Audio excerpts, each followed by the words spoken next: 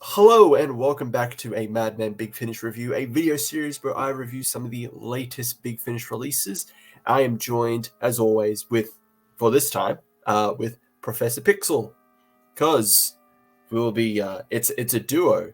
There's two of us, and this is a theme because we're going to be doing a second Doctor Adventures box set. It's the second one. There's two people on the cover. But it's three stories, so they kind of ruined the numbering there. I can't continue the joke. Yes, Are you saying I'm your Jamie? Yes. When I say run, run, run! Now you have to speak in a Scottish accent the entire video. Scottish accent the entire Scottish. But, yes. Doctor! But yes, we're going to be talking about the Second Doctor Adventures, James Robert McCrimmon, the worst sounding title. We'll get to it eventually.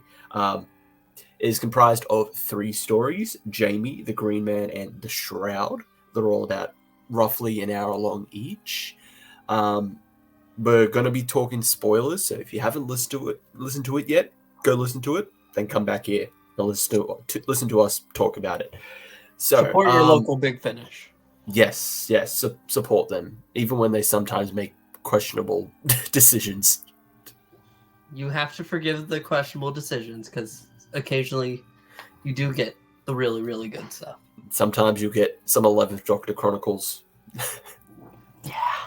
Which is bizarre. It's like, that's the one range where it's like, yeah, I don't really care for it, and then they do this whole rebrand, and it's like, wow, it's like the best stuff in existence. How do you improve? You can't. That's just such a high bar. You go from the lowest of the low to jumping so high. It's insane. But we'll start with our first story, Jamie by Mark Wright. So reintroducing Jamie to our essentially Big Finishes Season 6B. So what were your thoughts on Jamie? Jamie! Jamie. Oh, Jamie. Well, we knew that the Doctor and Jamie had to team up again. It's Season 6B, even though they were in Annihilators together. That's right. We knew that it was coming, and I finally got to listen to the Annihilators. That was very good. It's good. And that tease is really played off. Not really in this first story, because it takes a while, because half of it is Jamie in his mind imagining he's with the Doctor while he's in prison. Yeah. In the dungeon.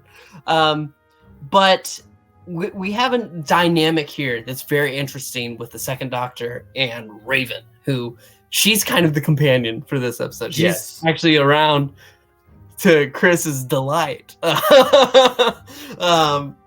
no, I think it's a really solid story. I think it's a good reintroduction of Jamie, especially to the TARDIS team. TARDIS, can it be a team if it's just two? TARDIS duo? Technically, yes. But yeah, no, I think it's a really solid story. I had a good time with it. I loved when they finally did get to actually speak together, and it wasn't just a dream. They have fantastic chemistry, which the Second Doctor Jamie should. Yes. The reason why Jamie's the best. Yeah. But yeah, you really get that at the end of the first one. I really did enjoy it. Yeah, this was definitely a solid, good start to this box set with Jamie. So yeah, reintroducing Jamie again. When I was listening to it, until we get the reveal that it's actually it's the hollow wraiths that are affecting him. That's why he can remember. He's starting to remember bits and pieces of his time with the Doctor. I thought they were going to do something similar to the comic The World Shapers. It's a Sixth Doctor comic that explored one of the possible origins of the Cybermen, and it sees him reunite with like a very like elderly Jamie, who is revealed he was able to keep his memories because the Second Doctor taught him a technique that'll stop them from erasing his memories, but he's kind of treated as like a crazy person in his town, which he is in this one. He's treated as like a crazy person. He's spouting off all these things in his head. So I thought they were going to do it. It really felt like that was somewhat of an inspiration of like the Doctor reuniting with an older Jamie.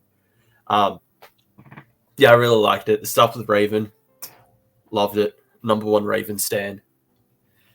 We hashtag girl boss. We stand a girl boss here. Yeah, she did nothing wrong. It's not like I could say that it's a story that takes my breath away. It's really solid. That's what it is. Yeah. When we were talking about the 11th Doctor Chronicles, the rebrand just with Valerie, that was a very good introduction to a character. I feel like I like this one a little better, but that's because we have history with Jamie. So as a reintroduction, I think it's a really good second wave, second wind. And Jamie is older now, but he's still Jamie McCrimmon, which is important to remember in the next coming stories. Yes. So Jamie, good solid launch for this box set, which leads into the Green Man. What is the Green Man? Well, as it turns out, the Green Man is a very classic Doctor Who monster, the Krynoids. The first thing I thought when the Doctor said that, did Landry write this episode? Yeah, I thought, did Landry actually? Landry? Because this is written by Paul F. Verhoeven. So he's a new writer, newish. So is this Landry using a pseudonym? No. Turns out somebody else had Landry's dream. Landry has his own version of that dream, but bring back the seeds of doom. They're here. It's a really, really good story. The Green Man is fantastic.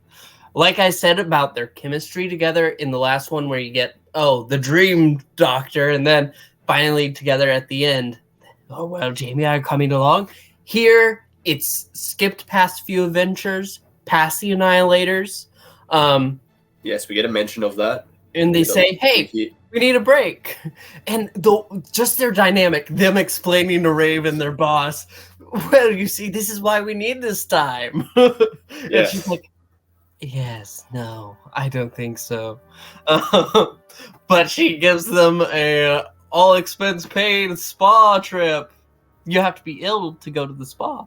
But that's fine. The Doctor can be ill.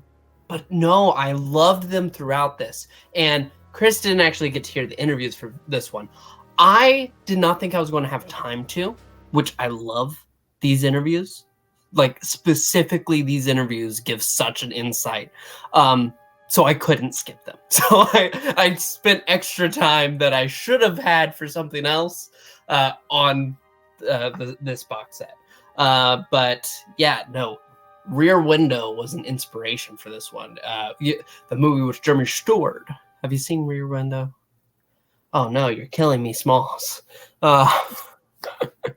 No, it's a really good Hitchcock film where basically it takes place in one room and Jimmy Stewart watches things happening around town peering through windows. Oh, I think I've heard of it. Yeah, I haven't watched it. Really good.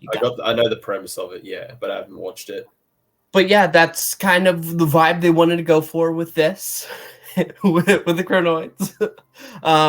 And that, the story on top of their interaction, and then at the end, when Jamie goes to get himself cleaned off from the Green Man, because he has to climb inside like it's a fur skin.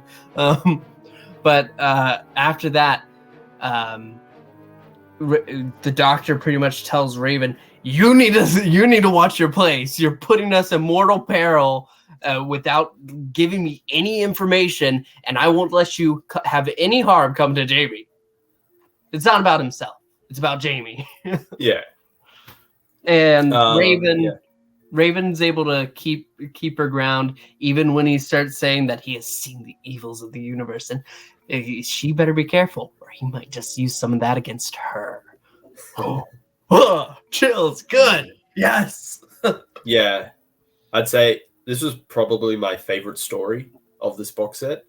It's definitely the highlight of this box set. I really enjoyed everything about the Green Man, even not knowing that it was just kind of they just wanted to do like it was influenced by Rear Window. Like everything about it, I just really enjoyed. It was a nice surprise that it was the Crinoids of all monsters that they decided to use in this. The Doctor and Jamie, as always, are amazing together, and this really solidifies like they're like the best TARDIS like team, like the best duo together.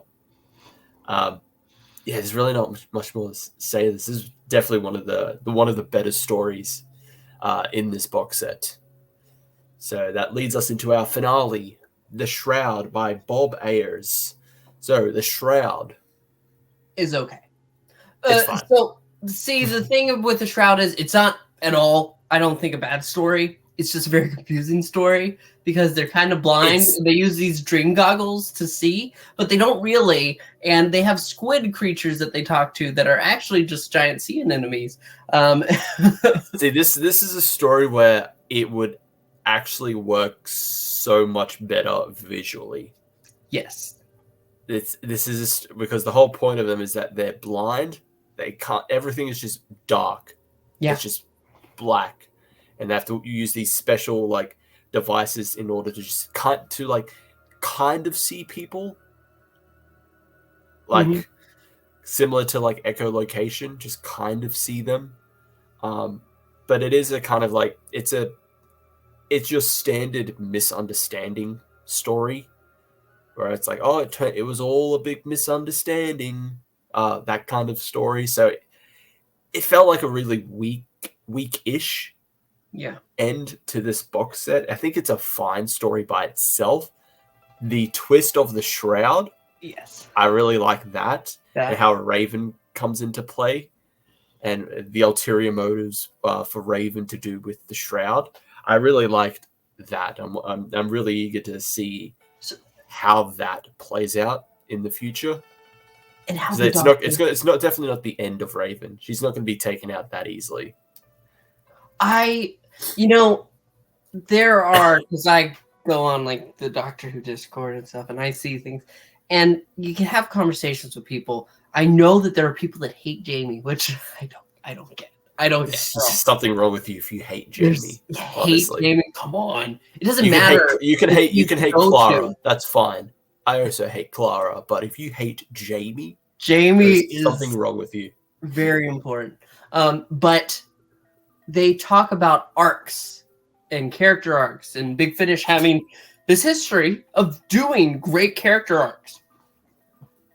And there are people that are worried, oh, well, this is just going to be a generic second Doctor and Jamie, they're traveling again, and there's nothing new to it. But I don't agree. I think this box set, even though it does end with Raven getting whisked away to the Time Lords by the Shroud, you have a Doctor who is very protective of a life that he knows he shouldn't have, an expanded life, because he's been Clarid. But on top of that, he is clinging on to Jamie, who he's had to lose already, and there's been this massive jump. And then on top of that, he's very unsure of himself. He's very unsure of himself at the end when Jamie's saying, hey, why aren't you touching the controls? Why aren't you get us away? We don't have to worry about her anymore, right? Why don't we go ahead and get started? And the Doctor is just kind of shrugging it off for a moment before he finally does, and then something sounds like it's going a wee bit wrong. But that's for another box set. See, I kind of agree with them, because going off the interview for Jamie, Nick Briggs says the reason we called it James Robert McCrimmon is because it's all about bringing Jamie back, and that's why the first story is called Jamie. And I kind of disagree with that, because Jamie is the only story that is about Jamie coming back. Everything else is more just, okay, now we have Tu and Jamie back together. It's not really about Jamie. That's probably one of the flaws I would give about this, is like, yeah, it's not really about Jamie. Yeah. The first story, yes, but the other two stories, no. It's more them having adventures, but they're now forced to because of Raven. They're forced to go on these missions, and them trying to find a way to work themselves out of it by getting rid of Raven. So I kind of agree with them with that. Where it's just like, it's just more now. It's just more just Tu and Jamie stories, which is not bad. That's not a bad thing. I like Tu and Jamie stories. They're fun. They're great. They work well with each other. That's why they're always like the best duo, best Doctor companion duo. But yeah, saying that this whole box set is about Jamie, like, it's not. It really isn't. It's not about Jamie.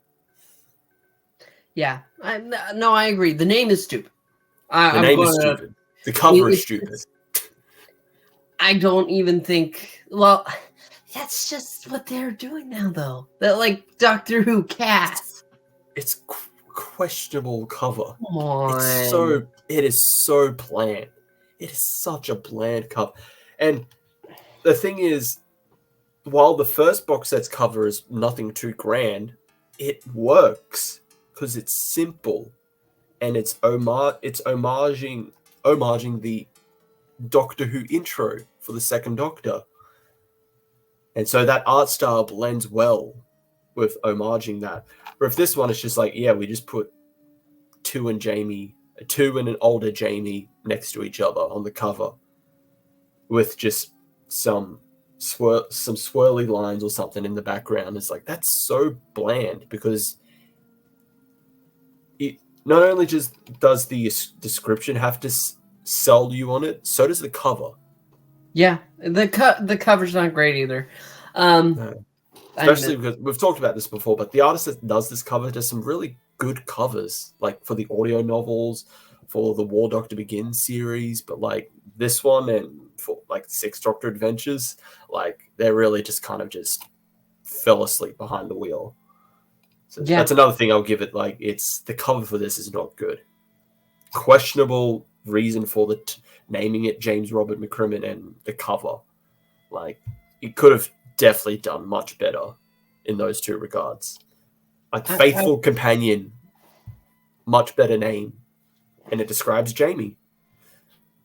Old friends. No, can't do that. Yeah, we already did Old Friends. I don't know. Well, who knows? But one other thing I'll give a negative for is that it's not continuing the plot line in regards to the Daleks that Beyond War Games introduced. Like the whole the person that the Doctor rescued in the first story, it believes that he's the Emperor of the Daleks. Oh, yeah, like they wanted, and the whole the Daleks, like, because the Doctor destroyed them before they're supposed to be destroyed, and like their whole kind of like timeline existence is weird. And you have a person that believes that they're a Dalek, and not just a Dalek, the Emperor of the Daleks. That little plot line, like, because that's in both of the first stories. It's the entire setup for the first story, and then it's kind of like a post credits for the second story. There's nothing to it. It's like they start this kind of this is going to be like the overarching story for these box sets. It's something to do with the Daleks. It's something to do with like evil of the Daleks. I kind of feel that, like, obviously, like, you don't need to. I don't want them to like full on be like, okay, now every story is going to be about that, but like still hinting towards it. Yeah. Like, there was nothing. They start an overarching story, and then the next box set, they're just like, honey, we'll come back to you later. Here's the question. Do we think it's division? I fucking hope not. Because there was a line in here when he asks Raven, "Who do you work for?" She's like, "People more powerful than you could ever know." And it's like, okay, you're supposed to be the CIA. That's it. Yeah, I'm gonna say it's still the CIA because that still fits in with most canon explanations of like season 6B, is that it's the CIA that takes the Doctor out to do missions for them. It's the war general or the war master. It's the war master. Not the war master, the war crap. The war chief. The war chief. Yeah. Imagine they got the rights. You back. defeated me, so I'm gonna get you to do stuff for me. Well, he's trying to gain weapons. That's what they're doing through all of these. It's kind of like, okay, Doctor, you might survive, but in the Green Man especially, it's like if you die, we can just collect your sample and that'll be good. We can use that as a weapon. And in the second one, I'm hoping it's not more Time War connections, because I feel like that's kind of the worst thing that's kind of happened with like a lot of Big Finish stuff is like, oh, we need to connect this to the Time War somehow. I don't think it's the Time War. I think it might be. I feel like that's what they got to go with, because they did that with the apparently they did that with Daleks Genesis of Terror. They had to like overtly make it a connection to the Time War. How? Only one thing has a script. Yeah, I know. Which makes it's like, hey, this is definitely not the original draft if there's a mention of a Time War. Yeah. But what was I going to say on top of that? That's why I said though, if the war chief can somehow make a new appearance, that would be great. It's the war chief trying to make himself another war game. Maybe. That could be cool. Who knows? Yeah. Who knows? How are you feeling about Michael Troughton as the second Doctor? Love him. He's great. He's doing such a great job. He's doing a good job. I feel like Beyond War Games was his peak performance. I still love him in this. He does a really like good job. I just think I kind of preferred him more in Beyond War Games. I'm not sure I can agree. I think, like I said, with him getting angry in this one, it still felt like the second Doctor. It still felt like his father. Yeah, he's got everything like nailed. I just feel like before, like, I don't know. It's just this weird feeling I have. I feel like his performance in like Beyond War Games was like, yeah, this is like stellar. It's not like he's giving a weak performance here. He's still doing a great performance as the second Doctor. It's just, I don't know. It felt, for me personally, it felt stronger. When you have such a strong start, it's not like it's gotten any worse. It's just still at this level. It's still going. Hey, look, it never ends. Yeah, but at least with the Noonan's Doctor, I felt like, yeah, he definitely like improved in certain aspects. It's just gotten better. Well, Noonan had a level that he's a goblin. I love him, but people will describe him as he gets into goblin mode. Oh yes, and you can hear that. Michael doesn't have that. He is the perfect successor to his father. Yeah. Again, I'm not saying there's anything wrong with his performance. He still does a great performance. Fraser Hines, Jamie, as usual. He's Jamie. It's amazing how much he sounds like himself, though. Like, you can hear in so many of the actors, their voices age. And obviously, he's supposed to be playing an older Jamie, but somehow, I think he says in an interview that in the Annihilators, he made himself sound, actually a little older, but he didn't want Jamie to feel that way recording this. Yeah. He wanted Jamie to still be Jamie, even though he has a few years on him.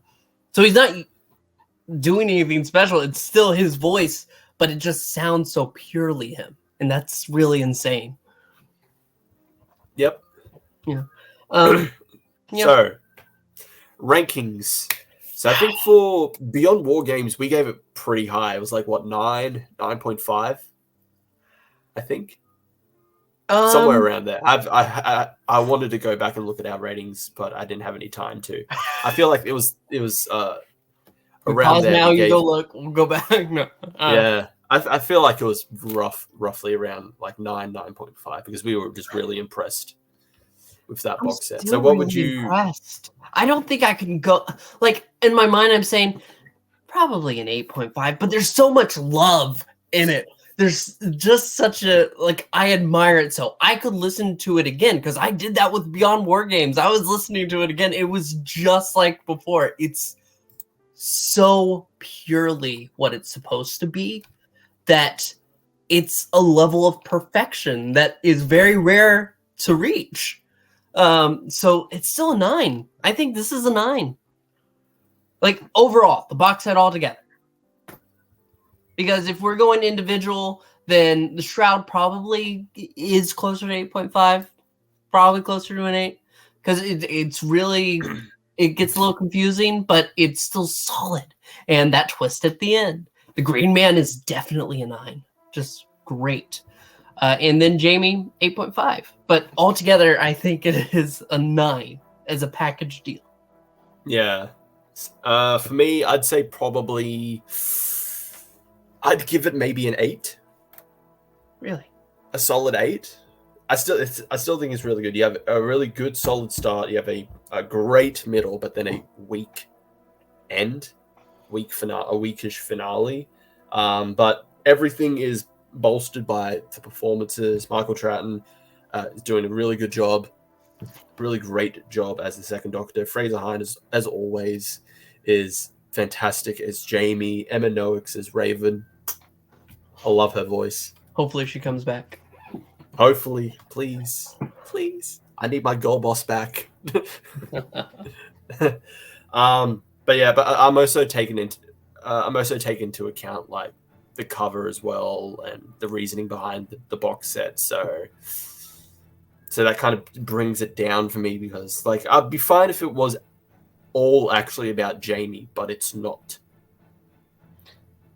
I think it would drive me a little crazy if it was all about Jamie, though. All about Jamie, yeah. That'd be a little much. Like, yeah, if you're gonna name the box set after him, I'd assume that every story, Jamie was like the focus of it, in some way. Yeah. Whereas, like, yeah, not really. First story, yes, he is he's integral to the plot. Then the other ones, he's back to being a companion.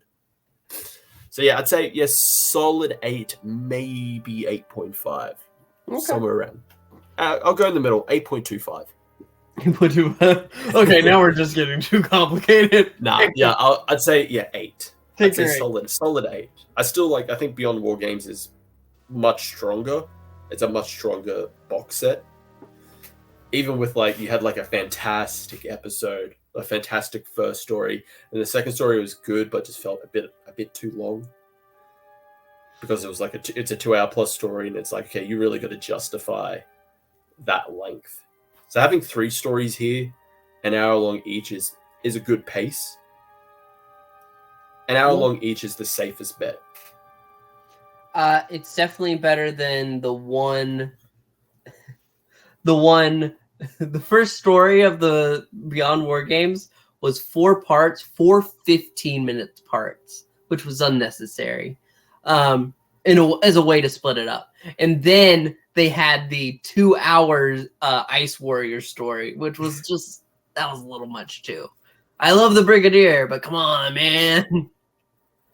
That was the hardest part about getting through that box set because it was just such a long second story. Yeah. So I think it's a bit safer if they go like 3 stories about an hour each instead of like one 1 hour story and then another 2 hour, which is, I'd say, is a fault with a lot of these classic Doctor adventures, because see, at least with the fourth Doctor adventures, will mix it up a bit. Sometimes it'll have 3 1-hour stories, sometimes it'll be 1 1 hour and then 1 2 hour, or 1 1 and a, or 2 1.5 hour stories. But a lot of them sometimes have like an hour long story and then like a 2 hour long story, and it's like, yeah, like the Seventh Doctor one, not the one that just came out, the one before it, Sullivan and Cross, like that first story was like, I think about maybe 2 hours long almost, and it's like, yeah, this is not working for it. Yeah. But yeah, James Robert McCrimmon. Yep. So 8 and what was it? 9 you said, or 8.5? Yeah, I think it's 9. I 9? still love it so much altogether. I can't go lower. I'm sorry. So 9 and 9. No, It's all 9s. It's all 9s for you. But that is it for our review of James Robert McCrimmon in the Second Doctor Adventures range. Thank you everyone for watching. If you've listened to it, let us know your thoughts down below. Like, subscribe, hit the notification bell. Make sure to check out our live streams or any of our previous videos. And I'll see you all in the next one. Ciao. Alonzi.